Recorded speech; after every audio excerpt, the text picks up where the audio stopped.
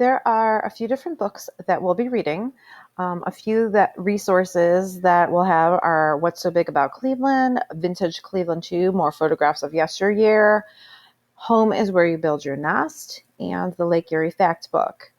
And I will continue adding to that as I'm able to find more books that we can be reading along the way.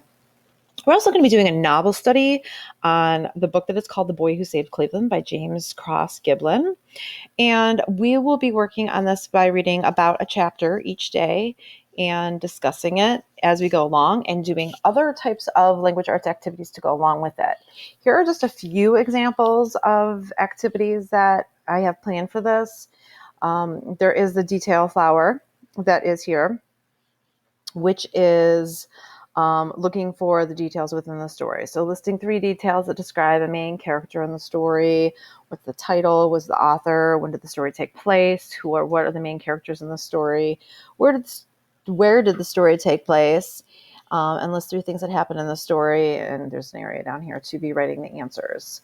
We're also going to be working on literature circles throughout the novel, so that students have an opportunity to even read a little bit on their own and then come together where each student in the group would be working on a different piece.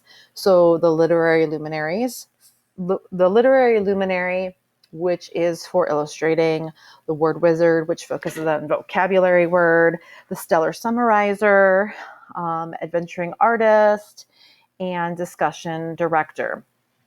So putting each of these pieces together where they each have their role, they have a worksheet with directions on what their assignment is to be doing during that chapter, and then the group will come together and share each of these pieces with each other.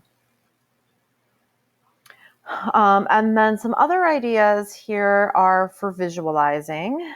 Here is one with the glasses where they're going to find a part in the text. What is the actual text? What does it say?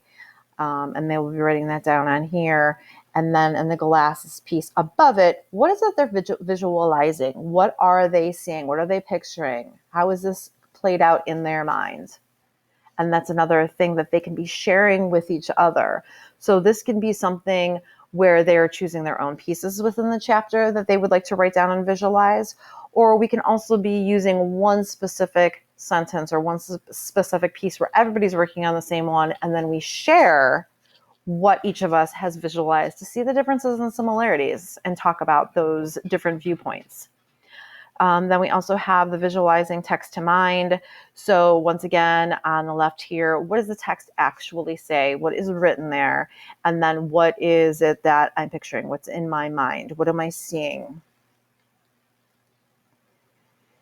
There is a big piece that I have set up for social studies on the ethnic heritage of Cleveland, because there are so many different ethnicities that have come in and settled here and had made such a huge impact on the city. So these are an example of the different pieces that we would be looking at, where students would have an opportunity to read a little bit about them, find out. There's a website link which gives a little bit more information. This would just be one source that we can go to, but it kind of gives a very brief history of each one, and where these immigrants came into and settled when they came into Cleveland, what it looked like back then, how it's changed over the years, what are some important things that are still there today. So if the students are divided into groups of 3 or 4, each of the tables will have resources laid out for them pertaining to these various cultural areas. Students will have an opportunity to review what maybe we've already talked about, some of the things that we've already learned and they've been introduced to. And then they'll read and discuss more detailed information about this history, about where the group settled, the changes over time, the current cultural visibility that is there today, and the importance these areas bring to the city. These materials that are going to be provided at each of the groupings, at each of the tables, will be varied levels of reading, as well as including resources other than text, like websites or videos.